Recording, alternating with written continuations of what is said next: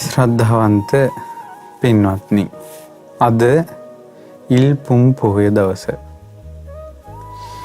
ඉල්පුම් පොහොය දවසක තමයි අපගේ බුදුරජාණන් වහන්සේ චරත භික්ඛවේ චාරිකං බහුජන හිතාය බහුජන සුඛාය අත්ථා හිතාය සුඛාය දේව මනුස්සානං ආදි වශයෙන් දෙව් මිනිසුන්ට හිතසුව පිණිස ධර්ම ප්‍රචාරය දෙන්න පළවෙනි ධර්ම දූත කණ්ඩායම ධර්ම දූත සේවයේ පිටත් කළ හරින්නේ. ඒ වගේම වාසය කරලා අවසන් වෙලා පසුවස් සමාදන් වුණ අය සංඝ පිරිසත් පසුවස් පවාරණය කරන්නේ අද කඨින පින්කම් මේ පොයෙන් අවසන් වෙනවා. ධර්ම සේනාධිපති සාරිපුත්ත මහරහතන් වහන්සේ පිරිනිවන් පාලා තියෙන ඒ පින්කම සමරන්නේ ඉල් පොයට. ඉතින් පින්වතුනි, අද මම මේ සවස් කාලයේ ධර්ම දේශනාවට විශේෂ දහම් කරුණු ටිකක් කියලා දෙන්න කල්පනා කළා. මුලින් කල්පනා කළා මේ කොරෝනා වසංගත කලබල කාලයේ නමුත් කඨින පින්කම් කරගත්තා. කීප දෙනා හරි එකතු වෙලා කඨින පින්කම් කරගත්තා. ආයෙ කඨින පින්කමක් එන්නේ ඊළඟ අවුරුද්දේ. ඊළඟ අවුරුද්දේ වෙනකොට මොන මරාලයක් කඩාපාත් වෙයිද කියලා දන්න කෙනෙකුත් නැහැ. එච්චරම අවිනිශ්චිතයි. කාලගුණෙත් ඒ වගේ, සමාජෙත් ඒ වගේ, දේශපාලනෙත් ඒ වගේ, රෝග පීඩාත් ඒ වගේ, මේ ශරීරෙත් ඒ වගේ. විශ්වාසයක් නැහැ. ඉතින් කෙසේ නමුත් කඨින පින්කම් කරගත් උදවියක් තියෙනවා, කඨින පින්කම් නොකරගත් උදවියක් තියෙනවා. සමහරට මුළු ජීවිත කාලේ පුරාවටම කඨින චීවරයකට අත තියලා සාදු කියලා නැත්නම් කඨින චීවර පින්කමක් අනුමෝදන් වෙච්ච නැති අයත් තියෙනවා. ජීවිත කාලයකටම කඨින පින්කම් ජීවිතේ කිහිප වතාවක් කරගත් අයත් තියෙනවා. ඒ නිසා මම පොඩි වෙලාවක් ගන්නම් කඨින පින්කමේ ආනිසංස ගැන ඔබට පොඩ්ඩක් සිහි කරන්න. එහෙම සිහි කරලා අද ධර්මානුශාසනාව සිද්ධ කරනවා සවස් කාලේ. පින්වත්නි, ලෞතර සම්මා සම්බුදුරජාණන් වහන්සේ නමක් ලෝකේ පහළ වෙන්නේ ඊටමත් කලාතුරකින්. ලෞතර සම්මා සම්බුදුරජාණන් වහන්සේ කලාතුරකින් ලෝකේ පහළ වෙලා මේ උතුම් ශ්‍රී සද්ධර්මයේ දේශනා කරනවා.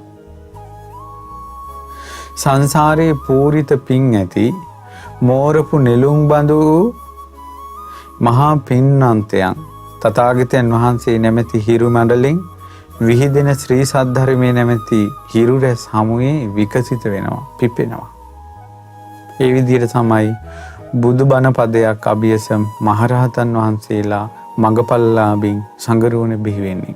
ඉතින් පින්වත්නි, ඒ උතුම් සංඝ රත්නය මේ ලෝකේ බුදුරජාණන් වහන්සේගෙන් ආරම්භ වෙලා භාග්‍යතුන් වහන්සේ නැමැති සීතල ගංගාවෙන් තමයි ආරම්භ වෙන්නේ සංඝයා නැමැති දියදහර.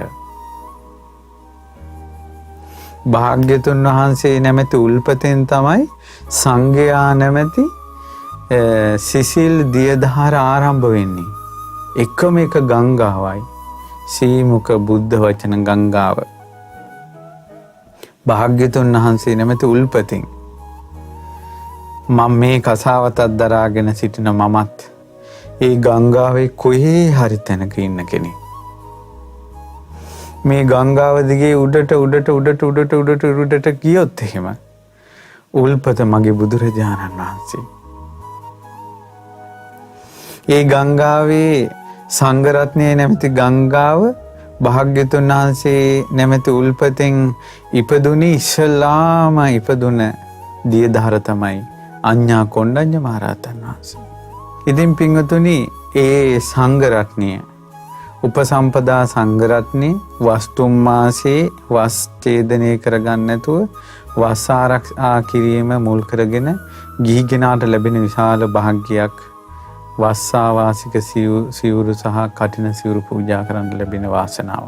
ඉතින් පින්වතුනි, කඨිනයක් කියලා කියන්නේ ඡේදනය කරන්න බෑ කියන අදහස තියෙනවා කඨිනය කියන එකේ. ඒතර කඨින සිවුරක් පූජා කිරීමේ ආනිසංස ගොඩයි. කටින පින්කමක් කරන දවසේ කඳු ගණන් පිරිකර ගොඩ කළා තිබුණත් දානය ව්‍යංජන 100 ගානකින් හදලා තිබ්බත් ඒවා සාංගික කරන්නේ නැහැ. සාංගික කරන්නේ කටිනේ. ඇයි සියලුම පිරිකර කටිනට යටත්.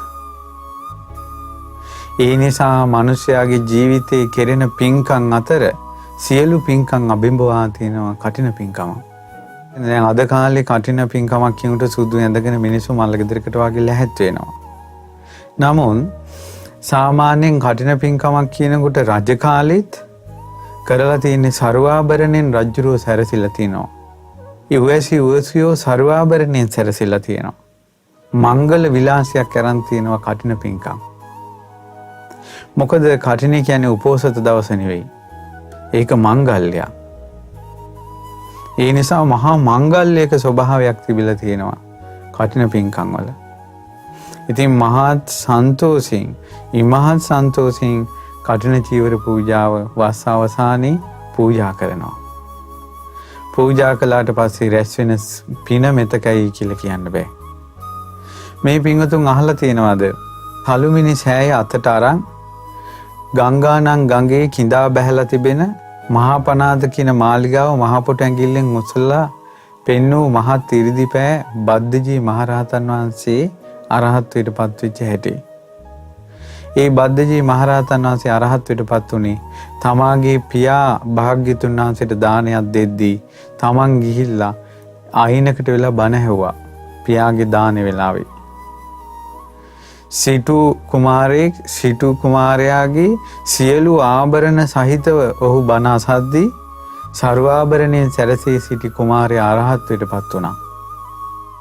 මොකද හේතුව සංසාරේ පසේ බුදුරජාණන් වහන්සේ නමකට 3 මාසයක් වස්වසවලා වස්සාවාසික චීවරයක් පූජා කරපු පින්බලේ.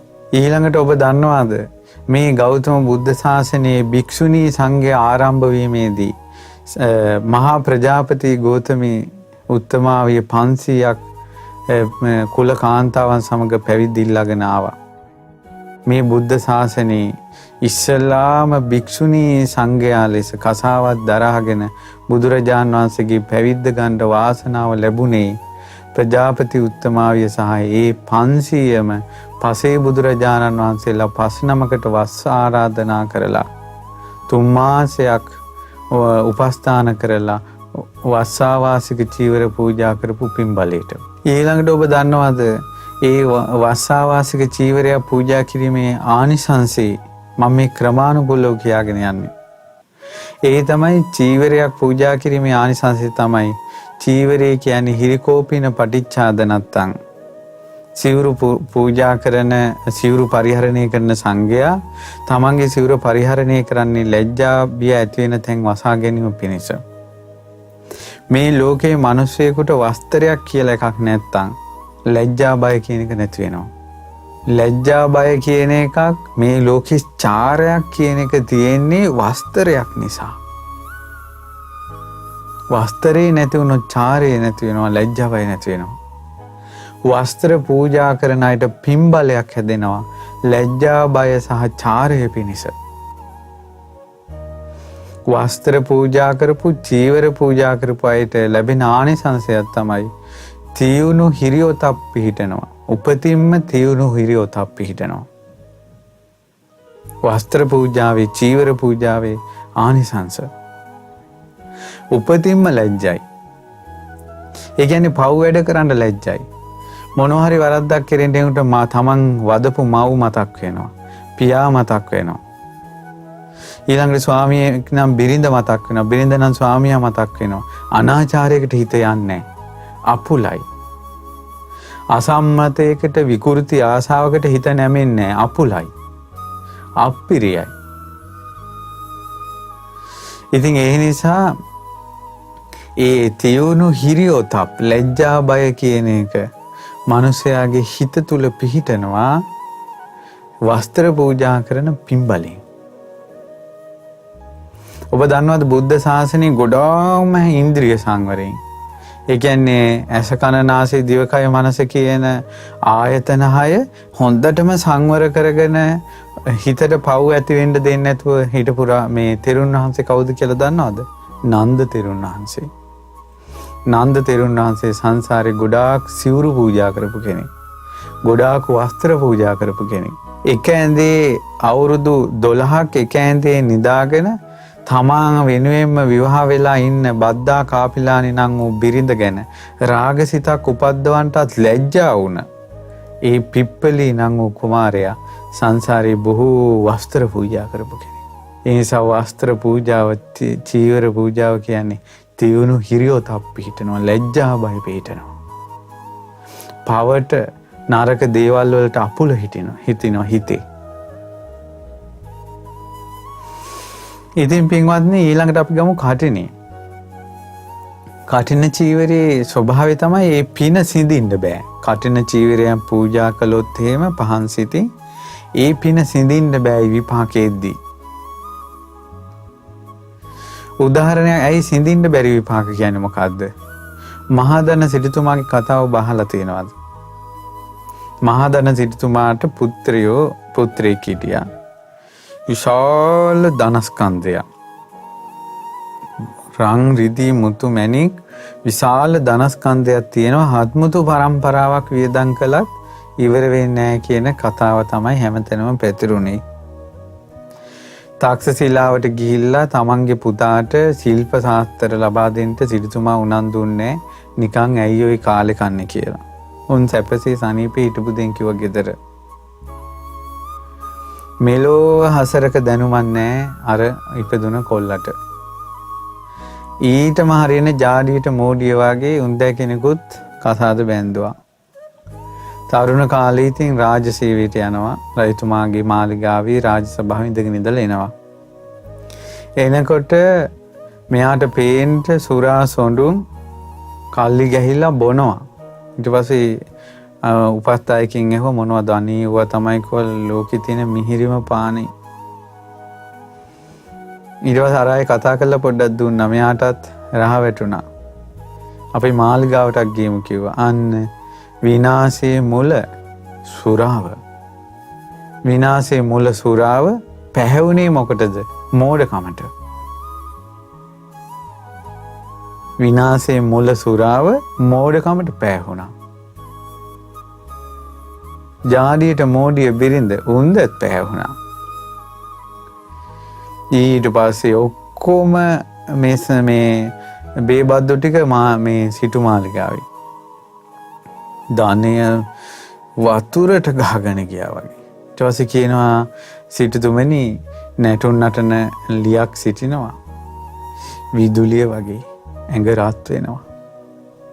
මේ සුරාව ගත්ත වෙලාවට අපේ ලෝකේ අමතක වී දෙව්ලොවකට වගේ යනවා. ඈ ගේමුද කියලා ඇහුවා. හැබැයි සිටුතුමනි ටිකක් ගාන සැරයි. ඉතින් මොකටද බං අරන් වරෙන් ගාන ගැන හිතන්න එපා. කියනවා අලුත් සුරාවක් තියෙනවා මේ වගේ නෙවෙයි. ඒක බිව්වට පස්සේ ඇඟ රත් වෙනවා. අමෝතුම ලෝකෙට යනවා සනීපයි. සිටුතුමනි ටිකක් ගාන සැරයි. ගාන ගැන හිතන්න එපා අරන් වරෙන්. ඊට පස්සේ වාද්‍ය වහන්න මේ මොකද්ද සංගීත කණ්ඩායමක් ඉන්නවා කිව්වා. ඇඟිලි වදිනවා කිව්වා සට ගාලා. පේන්නේ නැහැ කිව්වා මොකද්ද වෙන්නේ කියලා. හඬ කොහෙන් එනවද කියලා තේරෙන්නේ නැහැ කිව්වා. දිව්‍ය ලෝකේ පංචසික පරාදයි කිව්වා. සිටුතුමනි ගාන ටිකක් සැරයි කිව්වා. අනේ ගාන ගැන හිතන්න පැරන් වරෙන් කිව්වා. සිටුතුමාගේ ගානත් ඉවරයි. දේවීන් වහන්සේගේ සල්ලිත් ඉවරයි. ඊට පස්සේ මහා පාරට වැටුණා ඔක්කොම මේ විකුණලා. ඊට පස්සේ මහා පාරට වැටිලා හිඟාකකා යනවා. බුදුරජාණන් වහන්සේ ආනන්ද ස්වාමීන් වහන්සේට කියයින ආනන්ද දුටුවා දර දෙන්න. ස්වාමීන් වහන්සේ මහා ධන සිටයි බිරිඳයිනි කිව්වා. දැන් හිඟා කනවා. තරුණ කාලේ ආනන්ද ඔය දෙන්න පැවිදි වුණා නම් ඔය සිටුතුමා අරහත්ත්වයට පත් වෙනවා. දේවීන් වහන්සේ අනාගාමී වෙනවා. ඒ කාලේ ව්‍යාපාරයකට යමු වුණා නම් මේ රජගහනුවර පළවෙනි පෙළේ සිටුවරෙක් වෙනවා. ඊට පස්සේ කාලෙක හරි මහාන වුණා නම් ඔය මේ සිටුතුමා අනාගාමී වෙනවා, බිරිඳ සකදාගාමී වෙනවා. ඊට පස්සේ ඒ කාලේ හරි ව්‍යාපාරයක් පටන් ගත්තා නම් දෙවෙනි පෙළේ සිටුවරෙක් වෙනවා. ආනන්ද ඔය මහදන සිටා ඊට පස්සේ වයසට ගිහිල්ලා හරි මහාන වුණා නම් ඔය සිටුතුමා සකදාගාමී වෙනවා, බිරිඳ අනාගාමී වෙනවා. ඒ වයසට ගිහිල්ලා හරි ව්‍යාපාරයක් පටන් ගත්තා නම් තුන්වෙනි පෙළේ සිටුවරෙක් හරි වෙනවා. ආනන්ද ඔක්කොම නැසුණා. ජරා ජීර්ණ වුණා. දැන් ආනන්ද නැසිලා, දැන් වෙනසිලා නිරේට නියම වූවන්සේ ඔය යන්නේ කියලා කිව්වා. ඒ වෙලාවේ බුදුරජාණන් වහන්සේ ගාථාවක් වදාලා. බුදුරජාණන් වහන්සේ ධම්මපදයේ ජරා වර්ගයේ ඒ ගාථාව වදාලා අචරිත්වා බ්‍රහ්මචරියං අලද්දා යොබ්බනේ දනං ජින්න කොංචාව ජායන්ති කීන මච්චේව පල්ලලි. බුදුරජාණන් වහන්සේ වදාලා ඔන්න මුල් කාලේ බඹසර හැසිරුණෙත් නැහැ. ඒ කියන්නේ මහානකමක් ගැන හිතුවේත් නැහැ. අලද්දා යොබ්බනේ දනං ගිහි ජීවිතේ ධනෙ උපද්දවලා විනාශ වෙන්නේ නැතුව දිනුනෙත් නැහැ. ජින්න කොංචාව ජායන්ති කීන මච්චේව පල්ලලි. බලන්ට ආනන්ද මසුන් නැති මඩ වගුරක් අභියස සිටින දිරාගිය කොක්කු වගේ.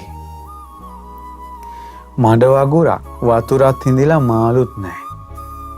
පියා බණ්ඩත් බෑ කොක්කු දෙන්න වයසට ගිහිල්ලා. කොහොමද අසරණකම?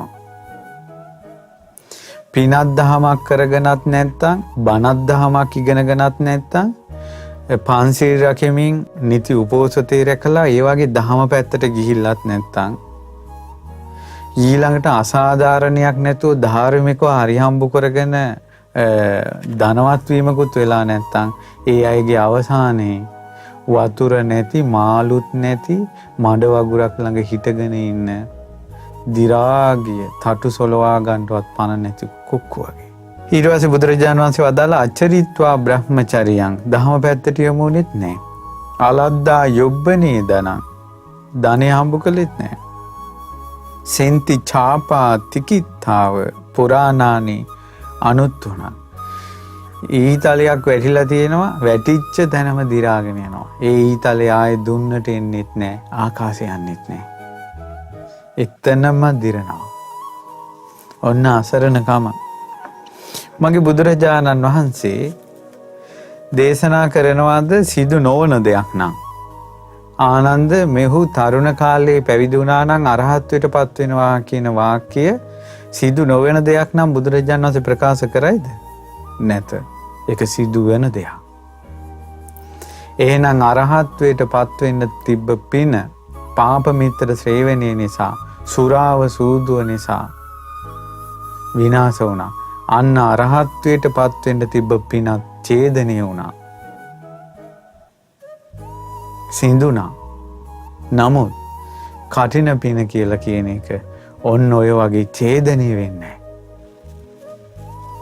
අජාසත්තට සෝතාපන්න වෙන්න තිබ්බ පින අසත්පුරුෂ ඇසුර නිසා, පීතෘ ඝාතනය නිසා ඡේදනය වුණා.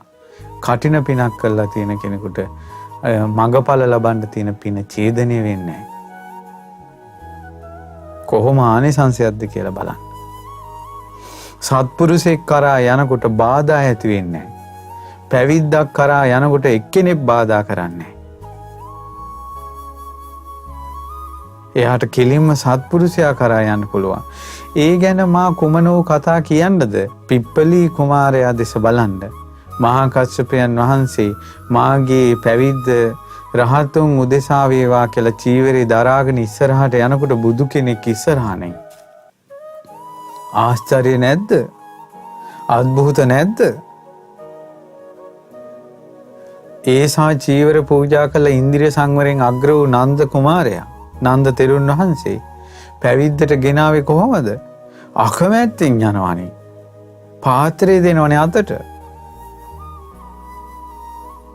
පාත්‍රය දෙනවනේ අතට. තමන්වත් දන්නේ නැතුව නිවනට කැඳන් යනවනේ. පුදුම සහගත පින් මේවා. පුදුම සාගත පින්. ඉතින් ඒ නිසා පින්වත්නි ඒ සිඳින්න බැරි පුණ්‍ය සංස්කාරයක් රැස් වෙනවා.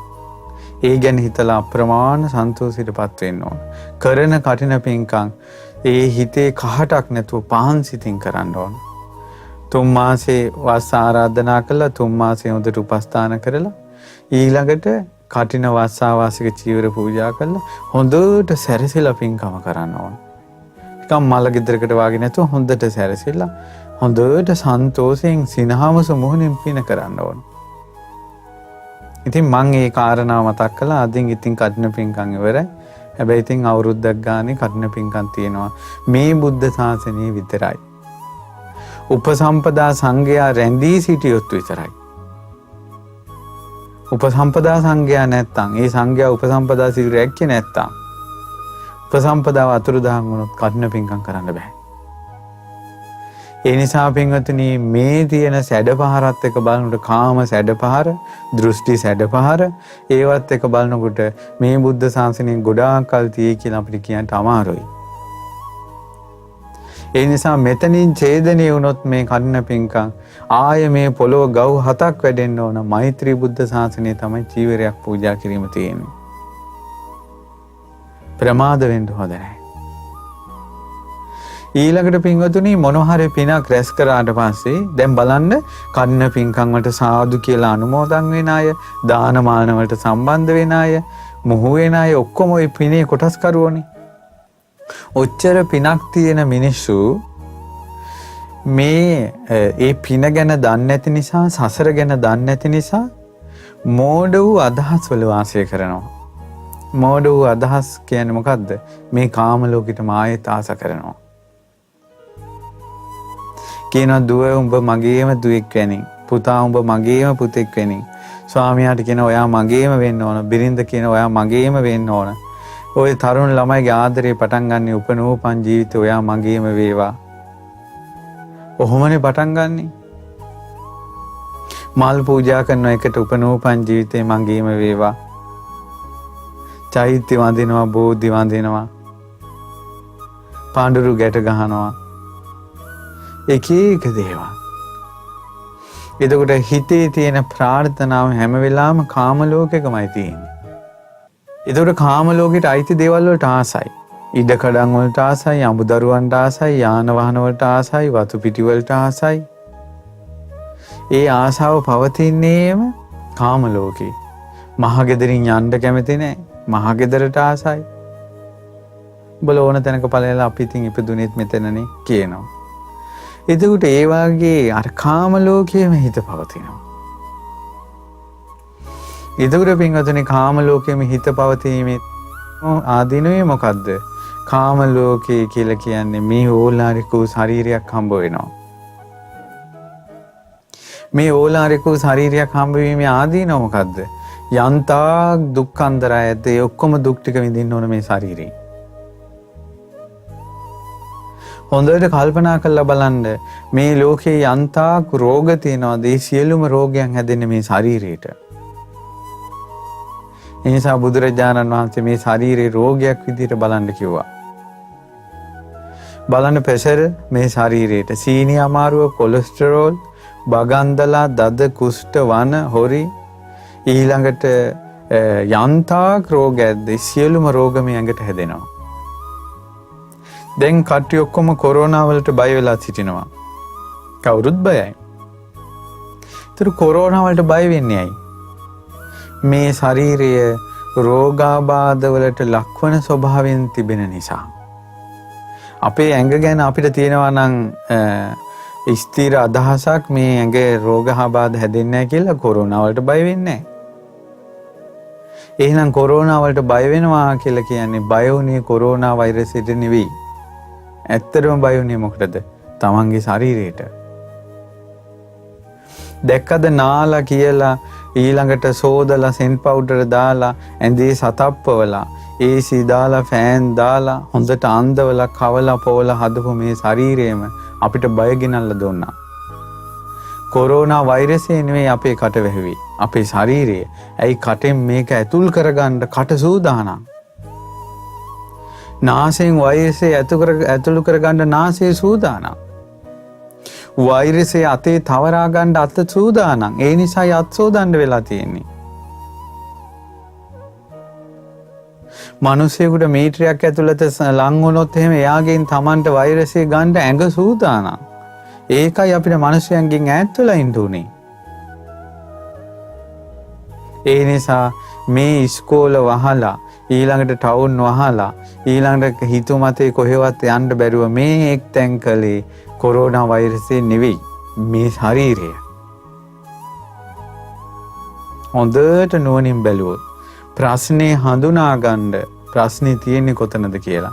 ඒ නිසා මේ ශරීරය වලට ආස කරන්න එපා. අද වාගේ දවසක සාරිපුත්ත මහරහතන් වහන්සේ පිරිනුවම් පාවදාලේ. උන්වහන්සේලා පරිනිර්වාණය බලාගෙන හිටිය මාසෙ පඩියක් ගන්න බලාගෙන ඉන්නවා වගේ. ප්‍රඥාවෙන් අග්‍රේස්වර සාරිපුත්ත මහරහතන් වහන්සේ මේ ශරීරය දිහා බැලුවේ පස් ටිකක් වගේ. මහ පොළොවේ පස් වලට හොඳ නරක මොනව දැම්මත් කම්පා වෙන්නේ නැහැ වගේ. උන්වහන්සේගේ ජීවිතය දිහා උන්වහන්සේ බැලුවා මේ ශරීරයේ පස් ටික. නිසා මේ ශරීරයට කවුරු හරි ගැහුවත් බැන්නත් උන්වහන්සේගේ හිත සලිත වෙන්නේ නැහැ. උන්වහන්සේ මේ ශරීරයේ දැක්කේ වතුර ටිකක් වගේ, ගින්දරක් වගේ, හුළඟක් වගේ, පඨවි ආපෝ තේජෝ වායෝ කියන ස්වභාවයෙන් දැක්කා. නිසා මේ පොළොවේ තියෙනවා පස් ගතිය, පොළොවේ තියෙනවා ජලය, ඊළඟට හුළඟ, උණුහුම. ඉතින් ඒවට හොඳ නරක මොනවා එකතු වුණත් ඒ ඔහි තියෙනවා. ඒ වගේ මේ ශරීරයත් මහ පොළොවක් වගේ හිතුවා. ඒ නිසා සාරිපුත්ත මහරහතන් වහන්සේගේ හිත මහ පොළොවක් වගේ. දැන් අද කාලේ අපේ හිත එහෙම නෙමෙයි. පොඩි දේන් චංචල වෙනවා. පහන් සෙලක් වගේ. ඔහේ චංචල වෙනවා. hina වුණත් හිත රිදෙනවා, hina වුන් නැතත් හිත රිදෙනවා. කතා කළත් හිත රිදෙනවා, කතා නොකරත් හිත රිදෙනවා. හයියෙන් කතා කළත් හිත රිදෙනවා, හිමීට කතා කළත් හිත රිදෙනවා. කෝල් එකක් ගත්තත් හිත රිදෙනවා, නැතත් හිත රිදෙනවා. මැසේජ් එකක් ආවත් හිත රිදෙනවා, නැතත් හිත රිදෙනවා. හැම වෙලාවෙම රිද්දාගෙන ඉන්නේ තුවාලයක් වගේ. හැම වෙලාවෙම ඇනෙනවා මේකට, මේ හිතට. බලන්න හිත තුවාලයක් වගේ. ඇයි මේ හිත තුවාලයක් වගේ උනේ? මේ ඇඟ මහ ලොකුවට ගත්ත නිසා. නැත්තම් මේ දෙතිස් කුණප කොට්ටාසයන්ගෙන් හැදිච්ච මේ ශරීරයට මොන නම්බුනාමද? මොනවා පැතිල්ලක්ද? සාරිපුත්ත මහරහතන් වහන්සේ දේශනා කරනවා, ස්වාමීනි භාග්‍යතුන් වහන්සේ, මම මේ ශරීරය ගැන හිතලා තියෙන්නේ ලස්සනට ඉන්න කැමති කෙනෙකුගේ ඇඟට දම්පෝ සර්ප කුණක්, බලු කුණක්, මිනි කුණක් වගේ. චී කියලා. ලොකු කුඩා සිදුරු තියෙන කලයකට කුණු වෙච්ච මස් දාලා තියෙනවා. ඒතර අර සිදුරු නවෙන්ම වැగిරෙනවා. මේ වාගේ ඇඟක් මේ පරිහරණය කර කර ස්වාමීනි මන්නම් මහ ලොකුවට මහ පාරට අඩිය තියන්නේ නැහැ. රොඩි කොල්ලෙක් රොඩි කෙල්ලෙක් දීන හිතකින් පාරට අඩිය තියනවා. බැනපු එකෙක් බැනපු දෙන්, ගහන එකෙක් ගහපු දෙන්, රවණ එකෙක් රවපු දෙන්, හින් පාස් කරන එකෙක් හින් පාස් කරපු දෙන්, කෙල ගහන එකෙක් කෙල ගහපු දෙන්. මගේ හිත රොඩි කොල්ලෙක්ගේ රොඩි කෙල්ලෙක් වගේ හිතෙන් මම මහ පාරට බහින්නේ. මේ කුණු ඇඟට ප්‍රශංසාව ඕනේ. සාරිපුත්ත මහරහතන් වහන්සේ වදා. අර කලයක ලොකු කුඩා සිදුරු තියෙන කලයකට කුණු වෙච්ච මස් ටිකක් දැම්මට පස්සේ ඒකේ ඒ සිදුරු වලින් එනවා. ඒ වගේ මේ නාහෙන් එළියට එනවා. නාස්පුඩු දෙකෙන්. ඔය එන්නේ, වැగిරෙන්නේ, කර වෙලා තියෙන්නේ, නියපොතු වලින් අදින්නේ. සොර ගාලා අදින්නේ. කන් වලින් එනවා. සුද්ධ කළේ නැත්නම් ඒ කන ඇතුළේම ගණී භවනය වෙලා කංකාදුරු එළියට වැටෙනවා. සැර වෙනවා. ඊට පස්සේ මල මුත්‍ර අයින් එනවා. කිහිලි බෙල්ලෙන් දාඩිය දානවා. නව දොරක ඇස් වලින් කබ ගලනවා. කඳුළු ගලනවා. උෂ්ණ දෙයක් ආපුවම සුදු පාට හිටිනවා. මෙහෙම ශරීරය. අර ලොකු කුඩා සිදුරු තියෙන කලයකට කුණු වෙච්ච මස් දාලා තියෙනකොට වැගිරෙනවා වගේ කිව්වා මේ ශාරීරියේ තියෙන. සාරිපුත්ත මහ රහතන් වහන්සේ දේශනා කරනවා එහෙම ශරීරයක් නේ අපිට තියෙන්නේ. අං කැඩිච්ච ගොනේ පාරේ අයිනකට වෙලා ඔහේ යනවා වගේ. මං නම් එහෙම කිව්ව පාරේ යන්න. නවදොරකින් අසූචි වැගිරෙන මේ ශරීරය.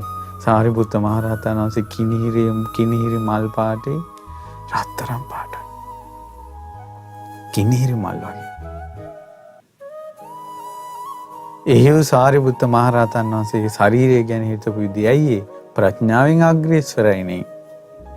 එහෙනම් ශරීරයේ යථා ස්වභාවය කල්පනා කරන්නේම ප්‍රඥාව තියෙන කෙනා. ප්‍රඥාව නැති කෙනා නම් මේකට ලස්සනට මේකට කියන සර සංකල්ප ඇති කරනවා. ලස්සනම දෙනවා රාගයේ ඇති වෙන ලකුණුම දිදින්න ඇඟට.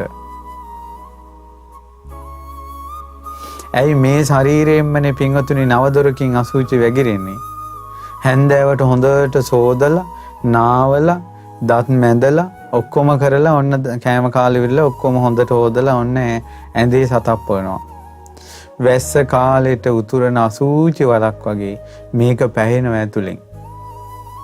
පැහිලා රෑ නින්දේදී මෙන්න වැగిරෙනවා. මෙහින් කනෙන් වැగిරෙනවා, ඇස් වලින් වැగిරෙනවා, නහයෙන් වැగిරෙනවා, කටෙන් වැగిරෙනවා, කෙල්ල දෙපැත්තෙන් වැగిරෙනවා, මල මුත්‍රා දෙපැත්තෙන් පිරෙනවා. ඇඟෙන් දාඩිය දානවා. රෑ හොදලා නිදාගත්ත ශරීරේ උදේ පාන්දර නැගිට ගමන් ආයෙ බාත්රූම් එකට දුවන විදියට හදනවා මේ ශරීරය. එච්චර පිළිකුල් සහගතයි. වතුර කියන જાතිය මේ ලෝකේ නැත්තම්, ඊළඟට පනාව කියන එක නැත්තම්, හොදන දේවල් නැත්තම්, පිහින දේවල් නැත්තම් මොකක් වෙයිද කියලා හිතන්න. එහෙනම් මේ කොන්දේ එකට එකතු වෙලා හැඩපළු ගෙතෙනවාමයි. උකුණෝ ලේනිත්තන්ගේ වාසභවන වෙනවාමයි. මේ ලොන් එහෙම දාඩිය ගඳෙන් පිරීලා ඕවගෙත් මැක්කෝ හැදෙනවාමයි. ඊළඟට මේ ශරීරයේ හොරි දද කුෂ්ඨ හැදෙනවාමයි. හඩු ගඳ හමනවාමයි. ඔය අපේ ශරීර වලට අඳින යම් ඇඳුම් දවස් දෙක හේදුවේ නැත්තම් කොහොම ගන්ධසාරෙද කියලා බලන්න. ඊළඟට මේකෙන් දාඩිය වැగిරෙනවා. රසට පිනි බොජුන් ගන්නවා. එහෙම රසට පිනි බොජුන් ගත්තාට මේක වැగిරෙනකොට අසූචිම වැగిරි යනවා. වැස්ස කාලෙට උතුරන අසූචි වලක් වගේ. වැස්ස කාලට පිරීලා ඒ අසූචි වලේ කොහෙන්ද සිදුරු තියෙන්නේ, කොහෙන්ද මතුවෙන්න පුළුවන්, හැම තැනින්ම මතුවෙනවා. ඒ වගේ මේ ශරීරය ඇත්ත කතාව. කවදාවත් මේ පොඩි ෆෝන් තියාගෙන දැන් ළමයි පොඩි කියන්නේ ලොකු ෆෝන් තියාගෙන සෙල්ෆි ගහනවා, ෆොටෝ ගහනවා. එකෙක්වත් මැදපු නැති කටේ ෆොටෝ එකක් ගහන්නේ. දාඩිය දාගෙන කීලි වලින් දාඩිය වැగిරෙන ෆොටෝ එකක් කවුරුත් ගහන්නේ. හොටු ඇක්කිරෙන ෆොටෝ කවුරුත් ගහගෙන තියාගන්නේ. ඇස් වලින් කබ ඇවිල්ලා තියෙනවා කවුරුත් ෆොටෝ ගහගන්නේ. ඊළඟට මල මුත්‍රා වැසිකිලි කරගෙන ඉන්නවා ෆොටෝ එකක් ගහන්නේ. නාන්න බැරුව තමන්ගේ ඇඟ කිලිටි වෙලා තියෙන ෆොටෝ එකක් කවුරුත් ගහන්නේ. ඇයි? ඇත්ත වහගෙන හොඳට සෙන් පවුඩර් ටික ගහගෙන තොලුත් පාට කරගෙන ඔක්කොම කරගෙන ෆොටෝ එක ගහනවා. ඇත්ත වැහුවා. එහෙනම් අපි ඇත්ත වහපු රූපෙට තමයි ආස කළේ. එහෙනම් අපි ලස්සන කෙනෙකුට ආස කරනවා කියන්නේ ඇත්ත වහපු ජීවිතයට ආස කළේ. සුවඳට ආස කළා කියන්නේ ඇත්ත වහපු ජීවිතයට ආස කළේ. ආස කරන ලෝකෙම ලැබෙයි. ආස කරන ලෝකෙම ලැබෙයි. ඉතින් තමන්ගේ ශරීරයේ ඇත්ත බලන්න. තමන් උදේට දත් මැන්දේ නැත්තම්, හවසට දත් මැන්දේ නැත්තම්, පහවදා උදේ දත් මැන්දේ නැත්තම් තමන් පිරිසක් මැදට ගිහිල්ලා කතා කරයිද කියලා බලන්නකෝ. තමන් කතාවට යන්නේ නැහැ. තමන්ගේ අසුබේ දැනගත්තා නම් තමන් ලොක්කු වගේ යන්නේ නැහැ. තමන්ගේ කිහිලි වලින් දාඩිය ගල්ලා ගන්ධසාර එනවනම් ඊළඟට බලන්නකො සපත්තුවක් දාලා සපත්තු මේස් වල එන ගඳ කවුරුත් ඔය ගෙනල්ලා ගඳ දැම්මද? තමන්ගේම හැම ඇතිල්ලිලා එන ගඳ, තැඹිලා එන ගඳ, මෙවැනි ගන්ධසාරයක් හඩු ගඳක් තමන් ගැඟෙන් හැමුවොත් තමන් පිරිසක් මැදට යයිද? එහෙනම් මේ වැරදි කාම සේවන, ස්ත්‍රී දූෂණ, අපචාර, අතවර කිරීම මේ ඔක්කොම තියෙන්නේ තමන්ගේ ඇඟ සුබයි කියන තැන. තමන්ගේ ඇඟ අසුබේ දැක්කනම් තව කෙනෙකුට ලං වෙන්න කැතයි. එයා නිසා නෙවෙයි තමන්ගේ ගඳ ඒ අයට එයි කියලා. අනාචාරයට නොකළ යුතු දේවල් වලට යොමු වෙන්නේම මේ ඇඟට සෙන්ට් පවුඩර් ගහගෙනමයි. සුවඳයි කියන තැනමයි. ඒ නිසා මේ ශරීරයේ කුණු වෙලා යන දෙයක්, ගන්ධසාර දෙයක්, අපිරිසුදු දෙයක්, පිළිකුල් දෙයක් මේ ශරීරයට ආසා කළ යුතු නැත කියලා නුවණැති කෙනා කල්පනා කරනවා. මම මේ කිව්වේ පින්වතුනි, මේ යුගයේ මෙහෙම බණක් හරි අහන්න ඔබට පිනක් තියෙනවා. ඒ පින තියෙන වෙලාවේ පුළුවන්ද කියලා බලන්න, කන් හැන්දක් තරම්වත් නුවණකින් ජීවිතය ඇත්ත බලන්න. මේ ජීවිතේට අපි මුලා වෙලා පින්වත්නි ඉන්නේ. අපි මේ ජීවිතේ මේ බලන්න අපේ ඇඟ කියලා අපේ ඇඟට අපි ගොඩාක් ආස කරනවා. නමුත් එහෙම ආස කළාට පින්වත්නි මේ ඇඟ කිසිම කෙලෙහි ගුණයක් නැහෙනි. කිසිම සත්පුරුෂකමක් නැහෙනි. කෙලෙහි ගුණ නැති අසත්පුරුෂයා කියලා කට ඇරලා මනවින් කියන්න පුළුවන් නම් මේ ශරීරයේ සඳහාම කිය යුතුයි. ඇයි පින්වතුනි, මෙච්චර රසට කණ්ඩ දෙද්දී, මෙච්චර රසට මේ බොණ්ඩ දෙද්දී, මෙච්චර ලස්සන වටිනා ඇඳුම් අන්දවද්දී, හොඳ යහන් වලින් මේ ඇඟ නිදි කරවද්දී, AC දාලා ෆෑන් දාලා මේකට රස්නෙන් සීතලෙන් මේක බැලන්ස් කරද්දී, ඊට පස්සේ හොඳ ලොකු වාහනවල මේක අරගෙන යද්දී, පෝයර් ගාලා සෙන්ට් පවුඩර් ගාලා මේක සරසද්දී, මඟුල් තුලාවල පෝරුවේ තියද්දී, ඊළඟට මේක ලෝකෙටම මේ ඇඟ ෆොටෝ ගහලා මෙන්න ලස්සනයි කියලා ලෝකෙටම යවද්දී මේ ඇඟ විසින්ම අපිව ලෙඩ කරනවා. දැන් අපි කැමති නෑනේ කොරෝනා හදාගන්න. නමුත් මේ ඇඟ කැමති කොරෝනා වැළඳ ගන්න. අපි කැමති නෑ අපේ ඇඟේ හොරිදද කුෂ්ඨවන හැදෙනවට. නමුත් මේ ඇඟ කැමති ඒවට. අපි කැමති නෑ මෝනේ කුරුල්ලා හැදෙනවට. නමුත් මේ ඇඟ කැමති කුරුල්ලා හදාගන්න. අපි අකමැති දේවල්මයි මෙයා කරන්නේ. අපි අකමැති දේවල්මයි කරන්නේ. මෙයාගේ දානිස් කැක්කුම හදනවා. කොන්දේ කැක්කුම හදනවා. මේ මුළු ඇඟම වේදනාකාරීව දෙනවා. ඊට පස්සේ මෙච්චර කන බත් පිටක් ගානේ අපිට වද දෙනවා. කිසිම එක බත් පිටක කෙලෙහි ගුණ නැතුව අවසානයේ මෙයා ජරා ජීර්ණ වෙලා ඇඳට දාලා කුණු වෙලා මැරිලා යනවා. එක බත් පිටක කෙලෙහි ගුණේ මේ ශරීරයේ තිබෙන්නේ නැහැ අපිට. ඒ නිසා මේ ශරීරයට කියනවා සම්පූර්ණයෙන්ම අසත්පුරුෂයා කියලා කියන්න සුදුසුයි. මේ වගේ ශරීරයට ආසා කරලා අපි ආයෙත් මේ ශරීරම පැතුවොත් එහෙම පින්වතුනි, ඒ තරම් අනුවණකමක් තවත් නැති තරම් මේ ශරීර වලට ආසා කරන්න එපා. මේ කරන හැම පින්බලයකින්ම, කරන හැම කුසලයකින්ම අනේ මේ ජීවිතයේ යථා ස්වභාවය අවබෝධ වේවා කියලා හිතන්න. සසර දුකෙන් නිදහස් වෙන්න ලැබේවා කියලා හිතන්න. මේ ලාමක දේවල් වලට තියෙන ආසාව දුරු වේවා කියලා හිතන්න. පින්වතුනි බලන්න මේ ශරීරයේ දෙතිස් කුණප කොට්ටාසය තියෙන්නේ කේස් ලෝම නිය දත් සම මස්නහර ඇට මිදුළු ආදි වශයෙන්. එතකොට මේකේ පිටට පේන්න තියෙනවා කේස් ලෝම නිය දත් සම. මේ ටිකම හොදා ඉන්න එපා. ඇයි මේ ටිකම හොදා ඉන්නේ? කිලිටි වෙන නිසා. ඇයි මේවම සුවඳ කර ඉන්නේ? කිලිටි වෙන නිසා.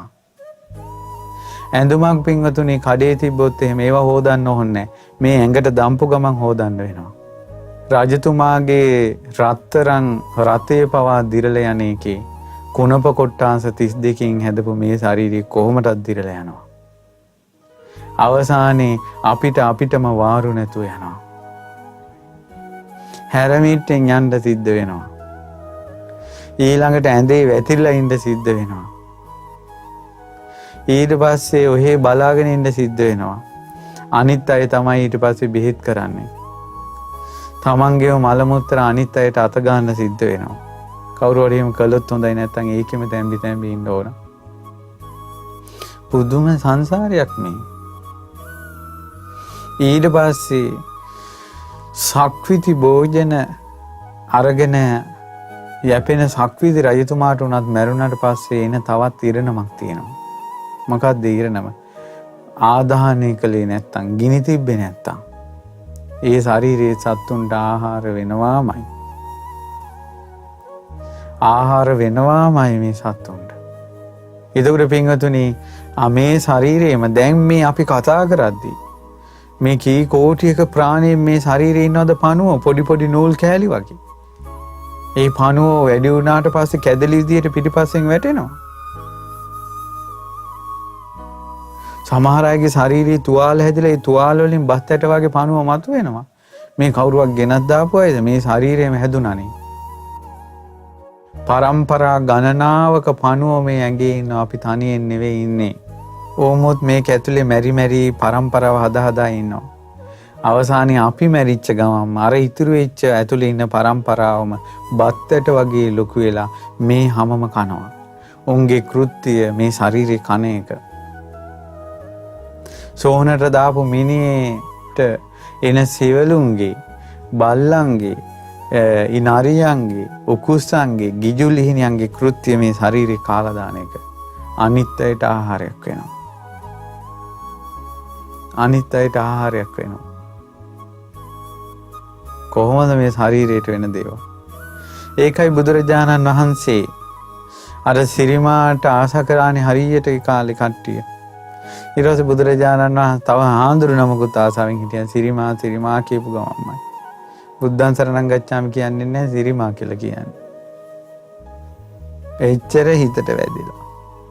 සිරිමා මල. බුදුරජාණන් වහන්සේ පණිවිඩයක් යව රජුරවන්ට සිරිමාගේ දේහය මේ සෝනට දාලා මේ සත්තු කන්න නැති විදිහට වට කරලා තියන්න කියලා. දැන් ඔන්න සත්තුන් දෙන්න බෑ. නමුත් මිනිය උද්දුමාතකම්, විනීලකම්, විපුබ්බක ජාතකම්. ඉදමිලා නිල් වෙලා සැරව ගහනවා. සිරිමා මහා තඩිසි වුණා. ඉදමුණා. ඇස් ගෙඩි දෙක පොල් ගෙඩි වගේ වුණා. තොල් පොටවල් දෙක මෙහෙම පොල් ලෙලි වගේ වුණා.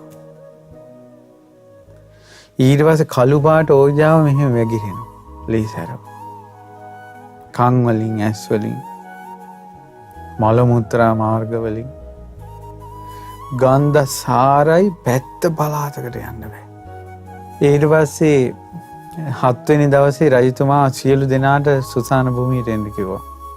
දැන් රාජානනේ ඔක්කොම එනවා නායවල් මේ වාගෙන. කලින් සිරිමා එතනින් යනකොට සුවඳ කරඬුවක් වගේ කටවල් අර ගන්නවා. වයසක සීයලත් ඇස් අරගෙන බලා ඉන්නවා. සිරිමා යනකොට. දැන් ඔක්කොම මෙහෙම. සංඝයාත් වැඩිය. දැන් කාටවත් මොකක් කරගන්න බෑ. සංඝයාගේ පැත්තෙන් භාග්‍යතුන් වහන්සේ වැඩ ඉන්නවා. බුදුරජාණන් වහන්සේ එතෙන්ට වැඩි නිසා කිසි කෙනෙකුට මොකුත් කරන්න බෑ. ඔක්කොම එන්න ඕන පිටිපස්සේ. මෙහින් රජ්ජුරුවෝ ඇවිල්ලා ඉන්න නිසා ආය කාටවත් මොකුත් කරන්න බෑ. ඔක්කොම එන්න ඕන. බුදුරජාණන් වහන්සේ වදාළ රජතුමනි, සිරිමාගේ ශරීරය ලංසු තියන්න. සිරිමාත් එක්ක එක රැයක් ඉන්න ඒ කාලේ කහවණු ලක්ෂයක් ගන්නවා. කහවණු ලක්ෂයකට බැලුවා. කවුරුත් නැහැ. 50000ක් කිව්වා සිරිමාගේ ශරීරය අපි දැන් අඩු කළා ගාන. කවුරු හරි අරන් යන්න ගෙදර තියාගන්න. මේ කහවණු 10යි. 500යි 100යි කහවණු 10යි එක කහවණුයි මොකෙක්වත් නැහැ. ඊට පස්සේ කිව්වා එහෙනම් නොමිලේ අරන් යන්න. ඇයි මෙයා ලස්සන මේ ගණිකාවා. අරන් යන්න ගෙදර. ඊට පස්සේ නිකන්වත් නැහැ. බුදුරජාණන් වහන්සේ වදාළා දැක්කද ඇහුව ශරීරයේ හැටි. දැක්කද ඇහුව ශරීරයේ හැටි. පස්ස චිත්ත කතම් බිම්බං අරුකායන් සමුස්සිතං. ආතුරං බහු සංකප්පං යස්ස නත්ති දුහන්ටිති. බුදුරජාණන් වහන්සේ වදාලා හොඳට බලන්න. මේ ඇඟ දිහා බලන්න හොඳට. අරුකායන් සමුස්සිතං අසූචි වැగిරෙන නහරවැල් වලින් ගෙතිලා තියෙන මේ ශරීරය දිහා බලන්න. නව දොරකින් වැగిරෙන හැටි බලන්න. ආතුරං බහු සංකප්පං ලෙඩ වෙන ශරීරය දිහා බලන්න. බහු සංකප්පං කියන්නේ උනට ගොඩාක් සිතිවිලි මිනිසු හිත හිතා ඉන්නේ මේ ඇඟත් එක්ක. මගේ මූණ ලස්සනයි, හැඩ ලස්සනයි, මහත වැඩිද දන්නේ, කෙට්ටු වැඩිද දන්නේ, උස වැඩිද දන්නේ, බර වැඩිද දන්නේ. ඊළඟට මගේ මේ හරි ලපයක් තිබ්බනම් හොඳයි, මේ ලපේ අයින් වුණා නම් හොඳයි, මගේ ඇහි බැමේ හොඳට මෙහෙම ආවනම් හොඳයි. ඊළඟට මන් දිහා අර කට්ටිය බලනවද දන්නේ. ඊළඟට මං දැන් ඉස්සර වගේ නෙවෙයි, පොඩ්ඩක් වෙනස් වෙලා සියලුම සිතිවිලි මේ ඇඟත් එක්ක හිතුවනේ. අරයා මන් දිහා බලනවා, අරයා මට රවනවා, අරයා මට hina වුණා, අරයා මට hina වුන්නේ, අරයා මගේ යාළුවෙන් ඇහුවා, අරයා මට කාමරයකට යන්න කතා කළා, ඊළඟ අරයා මට මෙහෙම කළා, අරයා මට අසාධාරණයක් කළා, අරයා මට මේ පළවෙනි පුටුව දුන්නා, අරයා මට සම්මානයක් දුන්නා. මේ ඔක්කොම හිතන්නේ මොකත් එක්කද? මේ ඇඟත් එක්ක. බහු සංකප්පං සිතිවිලි ගොඩායි. යස්ස නත්ති දුහන්ටිති. ඒ වුණාට මේකේ ස්ථීර භාවයක් පැවැත්මක් නැහැ. ඔය සම්මාන ගන්න සියලුම දෙනා, ඔය ටීවී වල පේන සියලු දෙනා, ඊළඟට මිනිස්සු මහා ඉහළින් සලකන සියලු දෙනා, ඒ සියලු දෙනාට අවසාන ඉරණමක් තියෙනවා. ඒ තමයි මේ ශරීරය අත්හැරලා යන්න ඕන. ගිනි තිබ්බේ නැත්තම් සත්තුන්ට ආහාරයක් වෙන එක තුන් ලෝකේ කාටවත් වළක්වන්න බෑ. මේ සිරිමාගේ ඇඟ මෙච්චර මහත් වෙලා කුණු වෙලා ඕජා වැගිරුණි. සිරිමා සෝවාන් වෙලා හිටියේ. සෝවාන් වෙච්ච කෙනෙක්ගේ ශරීරය කොහොමද? අපි මේ ලොකුවට හිතාගෙන හිටියට අවසානයේ බත් ටිකක් කන්න අත උස්ස ගන්න බෑ. අනිත් අය හැන්දෙන් පොවන්නේ.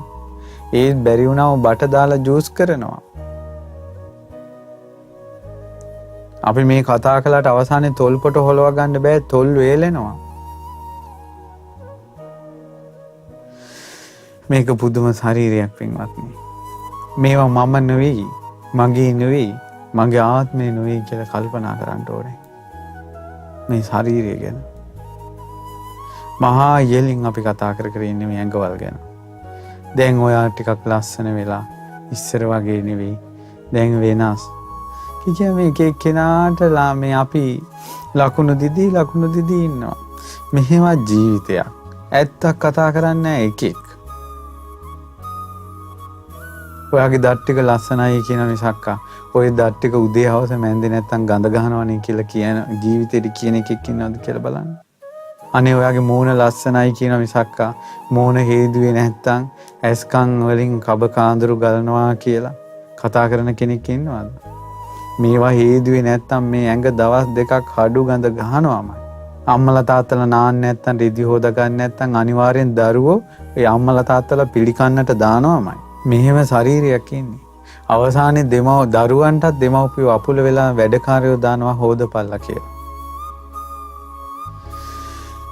ස්වාමියාට බිරිඳ එපා වෙලා වැඩකාරයෝ දානවා මෙයාව බලාගනින්න කියලා. බිරිඳට ස්වාමියා එපා වෙලා වැඩකාරයෝ දානවා බලාගනින්න කියලා. මෙහෙම ශරීරයක් තියෙන්නේ. අවසානයේ අපිටම අපි නඩත්තුනේ. ඉතින් ඔය වගේ තව සිද්ධියක් තියෙනවා. මේ සංසාරය ගැන නිතර කල්පනා කරගෙන හිටපු ගොඩාක් වයසක භික්ෂුණියක් හිටියා. මේ වයසක භික්ෂුණිය ඇගේ නම උත්තරා. දිනක් පිණ්ඩපාත වැඩියා. ඇයට දාන ලැබුණා. දානි අරගෙන ඉද්දී ස්වාමීන් වහන්සේ නමකුත් පිණ්ඩපාත වැඩියා. ওই භික්ෂුණීන් හරි ආසයිනේ මේ හාමුදුරන්ට දන් දෙන්න. ඒ භික්ෂුණීන් වහන්සේ තමන්ට ලැබුණ දාන ටික හාමුදුරන්ට පූජා කළා. ඊට පස්සේ ඒ භික්ෂුණියට එදා දාන්නේ නැහැ. දෙවෙනි දවසෙත් පිණ්ඩපාත ගිහිල්ලා ඒ භික්ෂුණිය එනකොට ආයෙත් ස්වාමීන් වහන්සේ නමක් හම්බ වුණා. මේ භික්ෂුණිය ඒ දානෙත් පූජා කළා. භික්ෂුණියන්ට සද්ධාව වැඩි. ඊට පස්සේ තුන්වෙනි දවසෙත් දානේ ලැබුණා. ඊට පස්සේ ඒත් දානේ හම්බුණා. එදත් හාමුදුරුවමක් හම්බුණා. එදත් පූජා කළා. ඉතින් මෙයා බණ භාවනා කරන කෙනෙක්. ඊට පස්සේ මොකද උනේ? දැන් වෙවුලනවා. 4 වෙනි දවසේ අමාරුවෙන් පිණ්ඩපාත ගිහිල්ලා ආහාර ටිකක් අරගෙන ඉස්සරහට එනකොට ආයෙත් ඉදිරියේ ශ්‍රමණයන් වහන්සේ නම අයියෝ කියලා කියන්න එපා. ඒ බුදුරජාණන් වහන්සේ දිවසින් දැකලාමයි වැඩි. එදා බුදුරජාණන් වහන්සේට දානේ පූජා කරන්න ඕන කියලා භික්ෂුණියට හිතුන්නේ නැහැ. භික්ෂුණියට හිතුනේ තුන් ලෝකෙට අග්ග ශාස්ත්‍රුන් වහන්සේ වඩිනකොට මම මාවතේ මැද ඉන්න හොඳ නැහැ කියලා ඒ මොහොතේම පාරෙන් අයින් වෙන්න හිතනකොට සිවුරේ කොන කකුලට පෑගිලා එහෙම ඇද වැටුණා පාර අයිනේ කානුවේ. පාත්‍රේ විසි වුණා. මැටි පාත්‍රේ කුඩු වුණා. අර වයසක දි รา ගිය භික්ෂුණිය කානුව එක හිර වුණා වැටිලා. මගේ බුදුරජාණන් වහන්සේ ඉතින්ද වැඩියෙම බුදුරජාණන් වහන්සේ දන්නවා මේ භික්ෂුණිය ආරාමයට යන්න කලින් වැටිලාම අපවත් වෙනවා.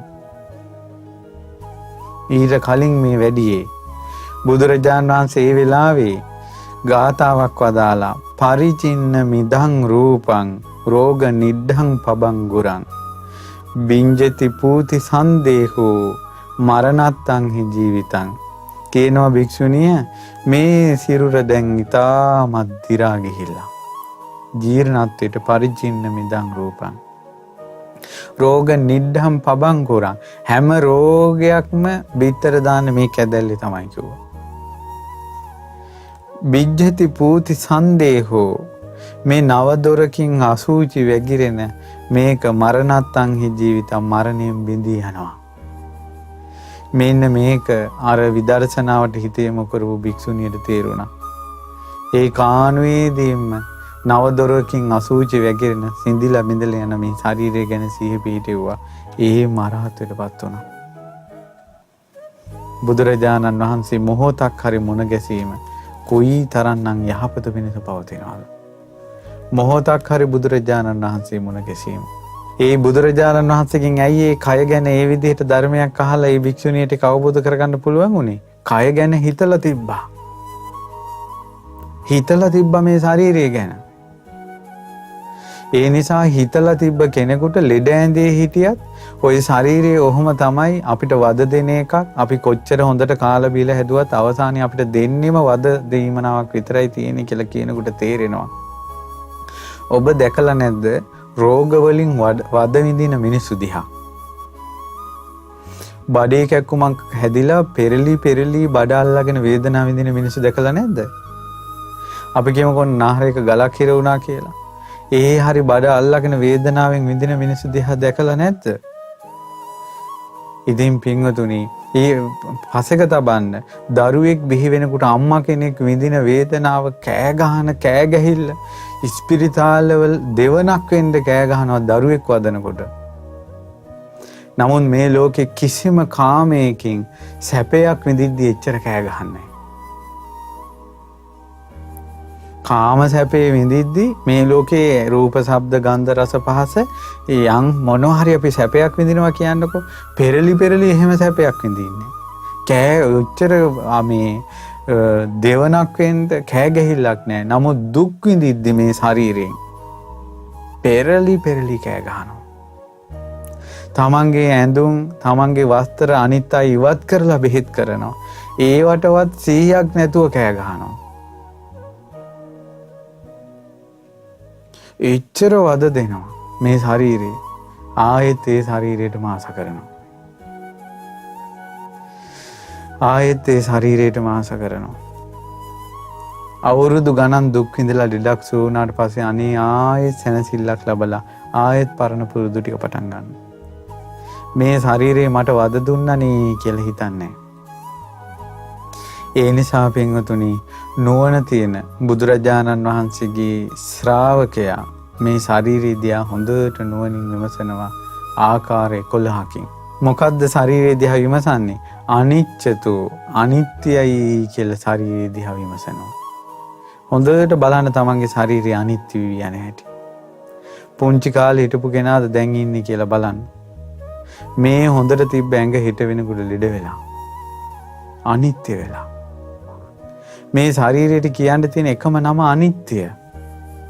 උදේට හේදුව ඇඟ ඇයි ආය හවසට හොදන්න ඕනේ. හොදන්න කිලිට වෙනවා. අනිත්‍යයි. මේ ශරීරය අනිත්‍ය දෙයක්.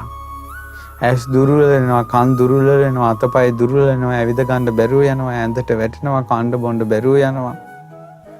අනිත්‍යයි. අවසානයේ ජරා ජීර්ණ වෙලා මැරිලා යනවා.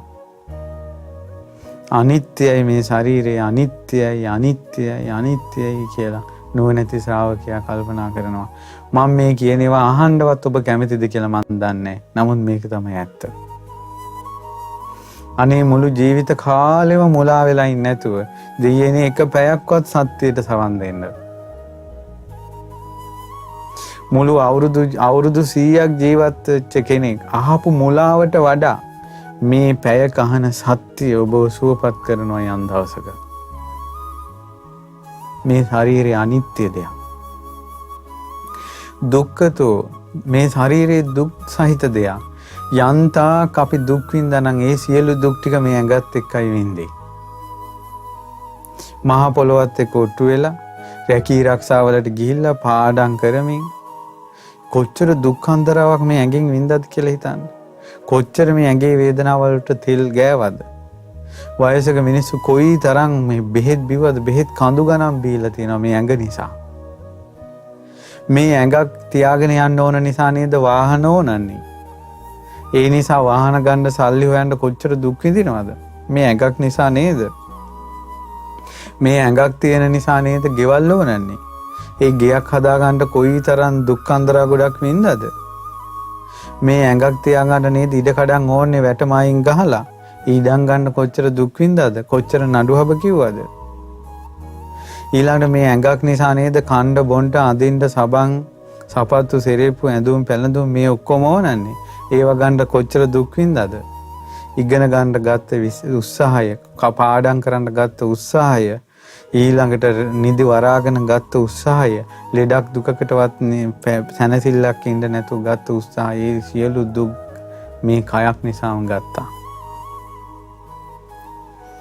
මේ ශරීරයක් නිසාම නේද බිරිඳක් ඕනේ. මේ ශරීරයක් නිසාම නේද ස්වාමියෙක් ඕනේ. මේ ශරීර නිසාම නේද දරුවෝ ලැබෙන්නේ. ඒ දරුවෝ නිසාම නේද ආයෙත් දුක් විඳින්නේ. ඒ නිසා දුක කියලා යමක් කියනවා නම් ඒ සියල්ලම කෙටි කළා කියනවා නම් මේ ශරීරය. මේ ශරීරේ මේ රෝම කූපයකින් ඇද්දත් දුකක් එනවා. කෙස් ගහකින් ඇද්දත් දුකක් එනවා. කෙස් ගහේ පටන් කෙස් ටිකෙන් යටට යටිපතුලෙන් උඩට මේ ශරීරයේ හැම අංගයකින්ම දුකක් ගේනවා. අනිච්චතෝ දුක්ඛතෝ රෝගතෝ කියලා කියනවා. රෝගතෝ කියලා කියන්නේ මෙහෙමයි. මේ ලෝකේ සියලුම රෝග හැදෙන්නේ ඇඟට. දැන් ඔයාලා බලන්න මොන හරි රෝගයක් ඉගෙන ගන්නවා නම් ඒ රෝගේ දැන් අපි කොරෝනා කියන්නකෝ. කොරෝනා රෝගය කියලා කියන්නේ කොරෝනා වෛරසය නෙවෙයි. රෝගය කියන්නේ ඒක වෛරසයේ ශරීරයට ඇතුල් වුණාට පස්සේ මෙහින් කැස්ස එනවා, උසුම ගන්න අමාරුයි, උණව හැදෙනවා. එහෙනම් ඒ රෝග ලක්ෂණ ඔක්කොම ශරීරයෙන් ප්‍රකට වෙන්නේ. ප්‍රෙෂර් කිව්ව ශරීරයෙන් ප්‍රකට වෙන්නේ. සීනි අමාරුව ශරීරයෙන් ප්‍රකට වෙන්නේ. කොලෙස්ටරෝල් ශරීරයෙන් ප්‍රකට වෙන්නේ. බගන්දරා, හොරි, දද, කුෂ්ඨ, වන, කැසිලි, 890ක් රෝග, 990ක් ව්‍යාධි මේ ඔක්කොම ශරීරයෙන් ප්‍රකට වෙන්නේ. මේ ලෝකේ ඔයාලා ඉගෙන ගන්න ළමයි ඉන්ටර්නෙට් එකෙන් රෝග ගැන ඉගෙන ගත්තත් ඉගෙන ගන්න තියෙන්නේම ශාරීරික කොටස්ම තමයි. එහෙනම් රෝගය කියලා කියන්නේ මේ ශරීරයට. රෝගය කියලා කියන්නේ මේ ශරීරයට. මේ ශරීරේ රෝගයක් කියලා සීකරන නුවණැති ශ්‍රාවකයා. අනිච්චතෝ දුක්ඛතෝ රෝගතෝ ගණ්ඩතෝ ගඩුවක් වගේ. ගඩුවක් කියන්නේ සැරව ගෙඩියක්. ඒ සැරව ගෙඩිය පිරීලා තියෙනවා ලේ සැර වලින්. මේ මුළු ඇඟම ලේ සැරවත් එක්ක පිරීලා තියෙන කන්නේ. ඒ සැරව ගෙඩිය ඔබනකොට එබෙනවා. මේ ශරීරයත් ඔබනකොට එබෙනවා. ඒ සැරව ගෙඩිය වල කොයි හරි සිදුරු තියෙනවා නම් ලේ සැරව ජරාව එළියට එනවා. මේ ශරීරෙත් ඇස කන නාසය මේ ආයතන හය මේ නව දොරකින් එළියට එනවනේ ජරාව. සැරව ගෙඩිය ඇදුම් කනවා. මේකත් කෑවේ නැත්තම් ඇදුම් කනවා. වතුර බීවේ නැත්තම් ඇදුම් කනවා. නිදාගත්තේ නැත්තම් ඇදුම් කනවා. වැඩිපුර හිටගෙන හිටියොත් ඇදුම් කනවා. වැඩිපුර ඇවිද්දොත් ඇදුම් කනවා. වැඩිපුර ගමන් ගියොත් ඇදුම් කනවා. ඇදුම් කනවා මේ ශරීරේ. ඊළඟට සැරව ගෙඩිය තෙල් ගානට සනීපයි. අත ගානකොට සනීපයි. සැරව ගෙඩිය. ඉතින් සැරව ගෙඩි වලට අපි ආස කරනවානේ. සැරව ගෙඩියක් විදිහට මේක දකින්න කිව්වා. අනිච්චතෝ දුක්ඛතෝ රෝගතෝ ගණ්ඩසෝ සල්ලතෝ. සල්ලතෝ කියන්නේ උලක් කැනුණා වගේ. කකුලේ උලක් කැනුණාට පස්සේ එතන ආපහු තියන්න බෑනේ. රිදෙනවා. ගලවන කල් අමාරුයි. ඒ වගේ මේ ශරීරෙත් රිදෙයි කියලා පාවහන් දානවා. මේ ශරීරෙට සීතල වැඩි වෙයි කියලා පොරවනවා. ඔළුවට හිස් වැසුම් දානවා. මේක රිදෙයි කියලා කවන්න ඕන, පොවන්න ඕන. උලක් කනුණා වගේ. ඇතුලෙන් වේදනාව එනවා. මේ ශරීරයේ උලක් වගේ. යම් දවසක මිනිස්යාට සැනසෙල්ල ඉන්නේ මේ උල ගැලෙව්වොත් මේ ශරීරයේ කෙරෙහි තියෙන තෘෂ්ණාව නැති වුණොත්. ඊට පස්සේ අනිච්චතෝ දුක්ඛතෝ රෝගතෝ ගණ්ඩතෝ සල්ලතෝ අගතෝ. අග කියන්නේ පීඩාවක්. කොයි තරම්නම් පීඩාවින්දද මේ ඇඟ නිසා. අවුවේ කරවෙවි වැස්සට තෙමි තෙමි ගමන් බිමන් ගිහිල්ලා මහන්සි වෙලා කණ්ඩ බොණ්ඩ දීලා කණ්ඩ බොණ්ඩ දෙන්න ඕන නිසාමනේ කොච්චර පීඩාවක් විඳින්න ඕනේද මේ ඇඟ නිසා. ගෙවල් දොරවල් හදද්දි ගන්න සියලු පීඩාව මේ ඇඟ නිසා නේද? අමුදරුවන් පෝෂණය කිරීමේ යම් වෙහෙසක් වෙනවද? ඒ ඔක්කොම මේ ඇඟ නිසා නේද? ඇඟක් කියලා එකක් නැත්නම් ඒ දුකක් නැහැ. පීඩාව කියලා කට ඇරලා කියන්න පුළුවන් මේ ශරීරයට. මට පීඩාවක් තියෙනවා කියලා මේ ඔළුවේ තියෙන සිතිවිලි සමුදායක් ගැන කතා කරනවට වඩා හොඳයි මේ පේන්න තියෙන ඇඟ පෙන්වන්න මෙන්න පීඩාව කියලා. එහෙනම් අපි මේ පීඩාවලට hina වෙන්නේ. පීඩාවල් පිටිපස්සේ යන්නේ. පීඩාවල් කැඳාගෙන ඉන්නේ. පීඩාවල් එක්ක ෆොටෝ ගන්නෙ. පීඩාවෙන් hina වෙන්නේ. ශරීරයට නමක් තමයි පීඩාව. මේවා හිතට පොඩ්ඩක් හුරු කරගන්න. බය වෙන්න එපා මේ සමහර හිතයි මේ හිතුවොත් දෙයනේ මොකක් වෙයිද දන්නේ නැහැ කියලා. ටිකක් හිතලා බලන්නකො මොකක් වෙයිද කියලා.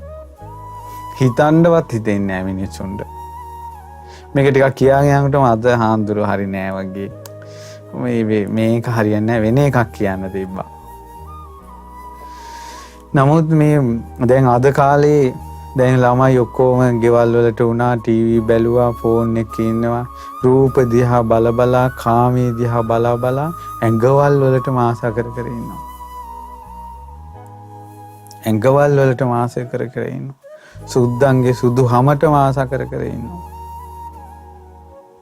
නව දොරකින් අසුචි වැగిරෙද්දී තමන්ගේම කිහිලි ඉකිලි තමන්ටම ගඳ ගහද්දී දත් මැන්දේ නැත්තම් තමන්ගේ කටේ ගඳ තමන්ටම එද්දී තමන්ගේ ජරාවක් තියාගෙන ඒක හිතන්නේ නැතුව සුද්දන්ගේ සුදු හැම දිහා බලාගෙන කෙලහලාලා ඉන්නවා.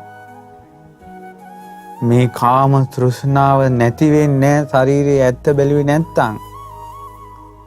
රාග ගින්න නැති වෙන්නේ ශරීරයේ ඇත්ත බැලුවේ නැත්තම්. ඊට පස්සේ මේවට ආස කළා ආපහුම මේ ශරීරයට ආයෙත් අප්‍රමාණ දුක්ඛන්දරාවක් විඳින්න වෙනවා. ආයෙත් මේ ශරීරය නිසා දුක් විඳින්න වෙනවා. ඊට පස්සේ අනිච්චතෝ දුක්ඛතෝ රෝගතෝ ගණ්ඩතෝ සල්ලතෝ අගතෝ ඊළඟට ආබාධතෝ ආබාධයක් කියලා බලන්න කිව්වා. සියලුම ආබාධ හැදෙන්නේ මේ ශරීරයට. දෙතිස් කුණප කොට්ටාස 32ක් තියෙනවා මේ ශරීරයේ ස්පෙයා පාර්ට් 32ක් තියෙනවා. මේකේ ප්‍රධාන ඒ හැම එකටම ආබාධයක් හැදෙනවා. මේ ශරීරයේ ආබාධයක් හැදෙන්නේ නැති අංශුවක් කියන්න බලන්න. මේ ශරීරයේ සියලුම තැන් වලට ආබාධ හැදෙනවා. මේ මුළු ශරීරේම ආබාධයක්. ආබාධතෝ පරතෝ කියන්නේ මේක අනුන්ට අයිති දෙයක්. ඇයි මේ ශරීරයේ අයිති පොළොවට මේක පස් ටිකක් වෙලා යනවා කවදා හරි. පුච්චවුවත් අලු ටිකක් හම්බ වෙනවා අලු ටික පොළොවට වැටෙනවනේ. අලු ටික පොළොවට වැටෙනවා. පුච්චවුවත් මේ ශරීරයේ තියෙන ජලය වාෂ්ප වෙලා යනවනේ. ඒක ආයෙත් වතුරට එකතු වෙනවනේ. පුච්චවුවත් මේ ශරීරයේ උණුහුමත් එක්ක එකතු වෙනවනේ. වායුවත් එක්ක එකතු වෙනවනේ. සතර මහා ධාතුත් එක්ක එකතු වෙනවා. අපි අයිති නෑ. අපි අයිති මහා පොළොවට.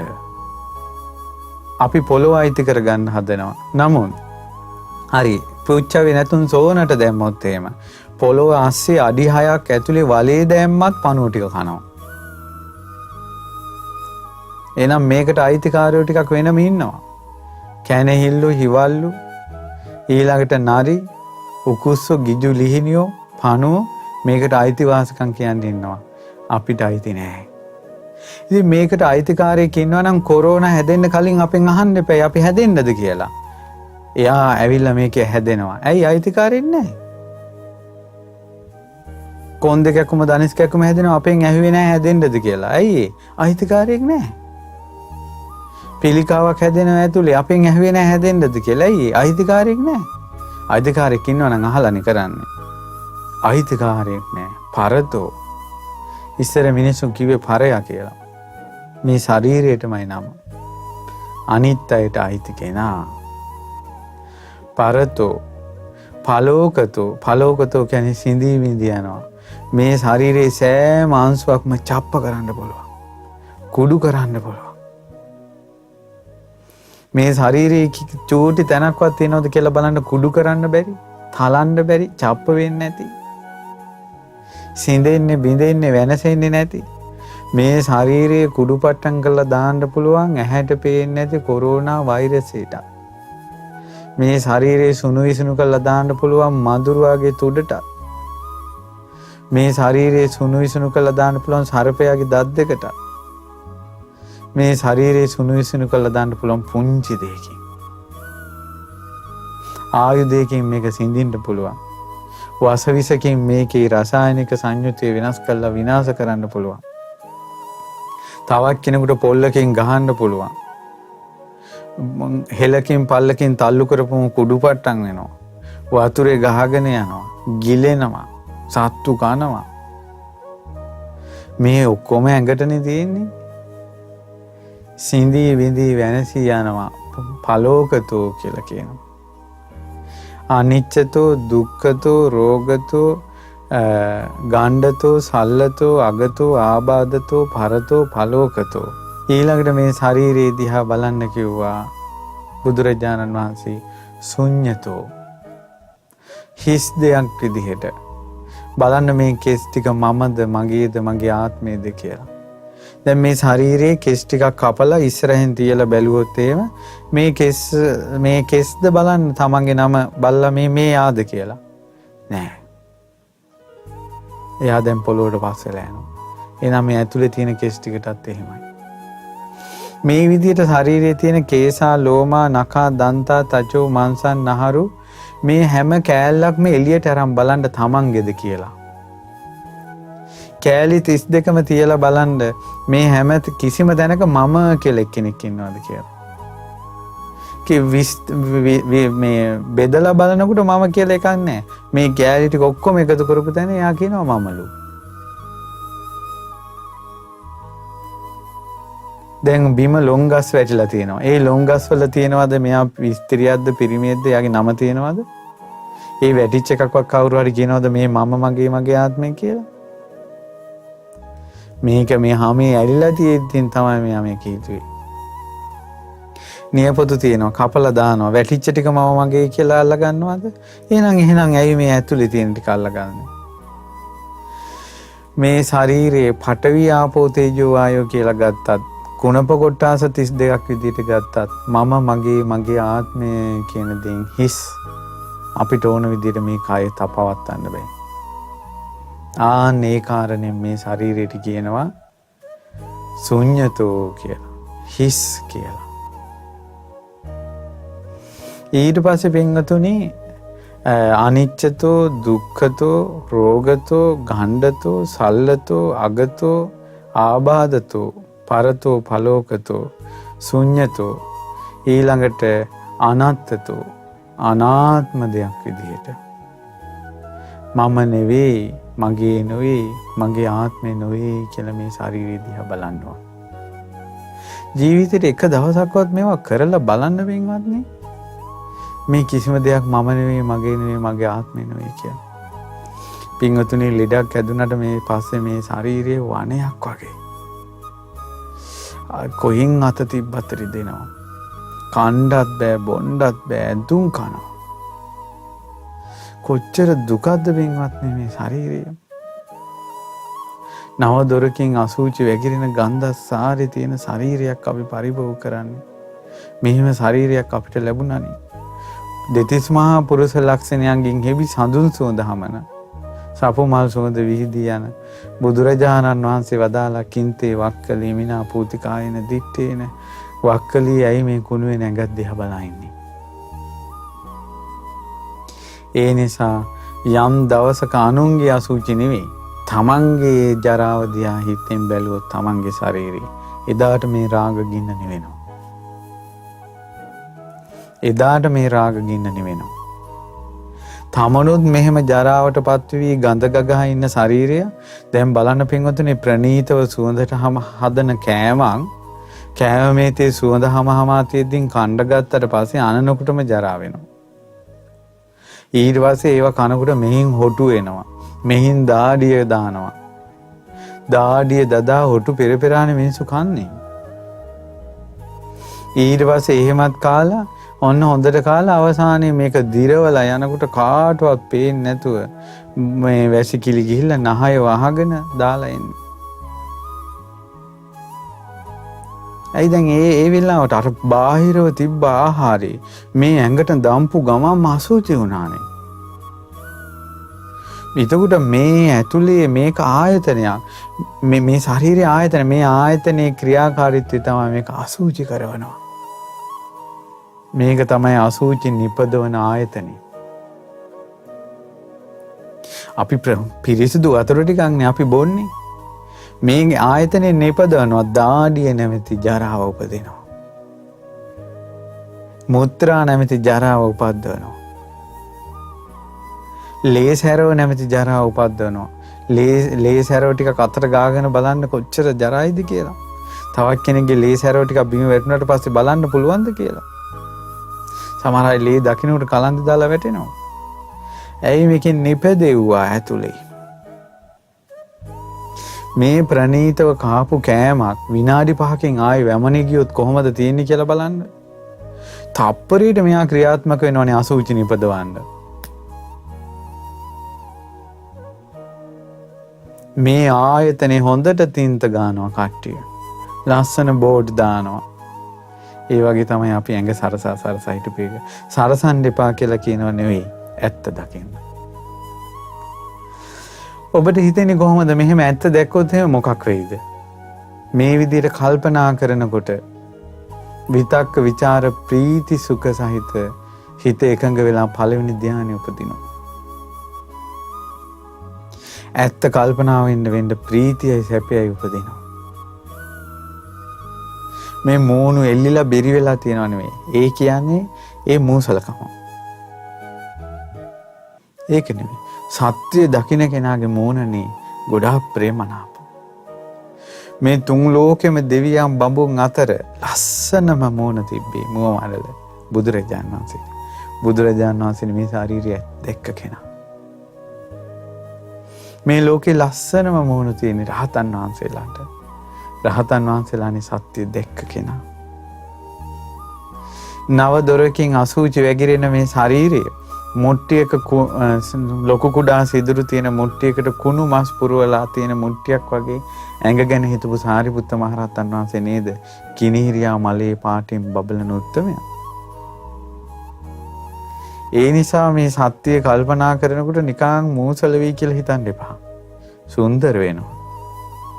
හිතවල පෙරේතකම් අඩු වෙලා යනවා. මේ ඇඟවල් ඇතිලෙනකොට මේ ජරාවක් මොකටද බලන්නේ කියලා හිතෙනවා. කාම ආසාව හිතෙන් අයින් වෙලා යනවා. එයාගේ හිත සංසිඳෙනවා. තමන්ගේ ඇඟ පිළිකුල්. තමන්ගේ පිළිකුල් ඇඟ තවත් පිළිකුල් ඇඟකට කිට්ටු කරන්න මේ එයාගේ හිතේ තියෙන පෙරේතකම නැති වෙනවා.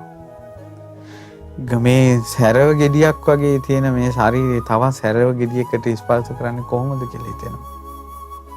නව දොරකින් අසුචි වැగిරෙන මේ ශරීරේ තවත් නව දොරකින් අසුචි වැగిරෙන වැසිකිළියක් පිටිපස්සේ යන්නේ මොකටද කියලා හිතෙනවා. වැළඳ ගන්නේ මොකටද කියලා හිතෙනවා. ලෙව කන්නේ මොකටද කියලා හිතෙනවා. එයාගේ හිතෙන් අනාචාරය නැති වෙනවා. පාපී අදහස් නැති වෙනවා. වැදගත් මිනිස්සු බිහි වෙනවා.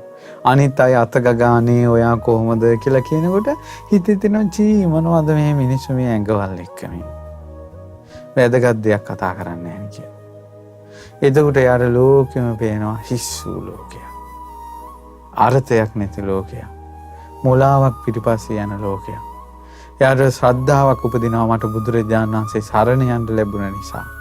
ශ්‍රී සද්ධර්මයේ සරණ යන්න ලැබුණ නිසා. ආර්ය මහා සංඝරත්නයේ සරණ යන්න ලැබුච්ච නිසා ලෝකයක් වසංග වෙලා තිබ්බ දෙයක ඇත්ත මට දකින්න ලැබුණා. ඇත්ත මට දකින්න ලැබුණා කියලා. ඒ අවබෝධයෙන්ම තිසරණ සරණ යනවා. එතකොට එයාට මේකෙන් නිදහස් වෙන්න කැමැත්තක් ඇති වෙනවා. එතකොට එයා ප්‍රාණඝාතයෙන් වළකිනවා. හොරකමින් වළකිනවා. වැරදි කාම සේවනයෙන් වළකිනවා. බොරු කීමෙන් වළකිනවා. මේ සුරා සූදුවෙන් වළකිනවා. පන්සිල් රකිනවා. බුදු ගුණ හිතනවා, දන් ගුණ හිතනවා, සංඝ ගුණ හිතනවා, පිළිදී උත්තම් පුදනවා, සෑය බෝධිය විහෙර වඳිනවා. ඊළඟට ජීවිතය අවබෝධ කරවන ධර්මයේ නිතර නිතර හිතන්න ගන්නවා. ජීවිතය අවබෝධ කරන ධර්මයේ නිතර නිතර හිතන්න ගන්නවා. එතකොට එයාට තමන්ගේ ජීවිතය ගැන යම් අවබෝධයක් කරා යන්න පුළුවන්. අනේ පින්වතුනි, අපේ ආච්චිලා සීයලා මැරුණේ මේ මොකක්වත් නොදැන. සමහර දෙමව්පියන්වත් මේවා හිතන්න පුළුවන් වේද දන්නේ. ඔයාලා එහෙම මැරෙන්න එපා. පොඩ්ඩක් හරි දැනගෙන මැරෙන්න. මේක පොඩ්ඩක් හරි කල්පනා කරලා තියන්න. මැරෙන වෙලාවට ලෙඩ ඇඳේ වේදනාව දෙනකොට අනේ ඇත්ත නේනම් මේක අනුන්ට අයිති දෙයක් නේද? මේ මුළු ශරීරෙම ලෙඩක් නේද? ආබාධයක් නේද? අනිත්‍ය දෙයක් නේද? අනාත්ම දෙයක් නේද කියලා ඇත්ත හිතා මැරෙන්න පුළුවන් පින්වත්නි. මිනිස්සු හිතන්නේ ඇයි මට මෙහෙම වුනේ? ඇයි මගේ ඇඟ රිදෙන්නේ? ඇයි මගේ ඇඟ වේදනා දෙන්නේ කියලා. ඇයි හිතලා නැහැ. අනිච්චතෝ දුක්ඛතෝ රෝගතෝ ගණ්ඩතෝ සල්ලතෝ අගතෝ පරතෝ පලෝකතෝ හිතලා නැහැ අර කියපු ටික. ඒව ටික හිතලා තිබ්බනම් මැරෙන වෙලාව හිතෙන්නේ ඇත්ත. මේක වනයක් වගේ. හරි. මේක මහා දුකක්. හරි. මේක මහා රෝගයක්. හරි. මේක අනිත්‍ය දෙයක්. හරි. මේක අනාත්ම දෙයක්. හරි. බුදුරජාණන් වහන්සේ වදාළ දේ ඇත්තක් කියලා හිතාගෙන මැරෙනවා. කොහොමද වෙනස? මේ ලෝකෙ මිනිස්සු මැරෙන්නේ ඇයි මට මෙහෙම වුනේ කියලාගෙන. උත්තරයක් නැතුව මැරෙනවා. ඔබ උත්තරේ හරි කියලා හිතාගෙන මැරෙනවා. අන්න වෙනස. ඒ නිසා රෝග ව්‍යසන වලින් ලෝකේ විනාශයටපත් වී යනවා. කරන්න දෙයක් නැහැ. කොරෝනා වසංගතයෙන් ලෝකේ වැළඳ ගත්තා. බිය තැති ගැනීම වලින් මිනිස්සු තැති ගන්නවා. මරණය මිනිසුන්ට පේන්න වෙනවා. ඉතින් මේවා ඉදිරියේ අපි කොහොම පැනලා යන්නද? කොහොම පැනලා යන්නද පින්වතුනි? දැන්වත් ඇත්ත හිතමු. මොහොතක් හරි ඇත්ත හිතමු. ඉතින් ඒ නිසා අපි කාටත්, ඔබටත් මටත්, අපි කාටත් කයේ යථා ස්වභාවයම අවබෝධ වීමට මේ ධර්ම ශ්‍රවණානිසංස පින හේතු වාසනා වේවා කියලා අපි ඔබට පින් පමුණවනවා, සිත ප්‍රාර්ථනා කරනවා. ඉතින් පින්වත්නි, අද දවසේ හිල්පුම් පොහොය දවසේ උතුම් ධර්ම දේශනාව සඳහා අසංක රාජපක්ෂ, සසිනි වීරකෝන්, නිකිනි රාජපක්ෂ, ආර්ය දහං රාජපක්ෂ යන පින්වත් පිරිස, ඒ වගේ මිඹුල්ගස් දිනිය පුරාණ හෙළවෙද ගෙදර පදිංචි පින්වත් එච්.ආර්. ධම්මික ප්‍රදීප් ප්‍රේමරත්න වෙද මහත්මයා තුළු ඥාති පිරිස එකතු වෙලා ධර්ම දානය සිද්ධ කරන්නේ. ඉතින් මේ පින්වතුන්ට අදට අවශ්‍ය රැස් කරගත් අප්‍රමාණ පින් බලෙන් කයි යථා ස්වභාවය අවබෝධ කරගන්නම වාසනාව ලැබේවා කියලා මුලින්ම පින් පමුණුවනවා. ඒ වගේම විශේෂයෙන් මේ ධර්ම ශ්‍රවණානිසංස පින් බලෙන් අපි සෙත් ප්‍රාර්ථනා කරමු උතුම් බුද්ධානුභාවයෙන් ධම්මානුභාවයෙන් සංඝානුභාවයෙන් ඒ වගේම බුදුරජාණන් වහන්සේ වදාළ මේ ධර්මයේ තියෙන සත්‍ය ආනුභාව බලෙන් ඒකාන්තයෙන්ම මේ රටෙත් පිට රටවල් වලත් කොරෝනා වෛරසයෙන් රෝගාතුර සියලු දෙනා නිදුක් වේවා නිරෝගී වේවා ඉක්මන් සුවය ලබත්වා.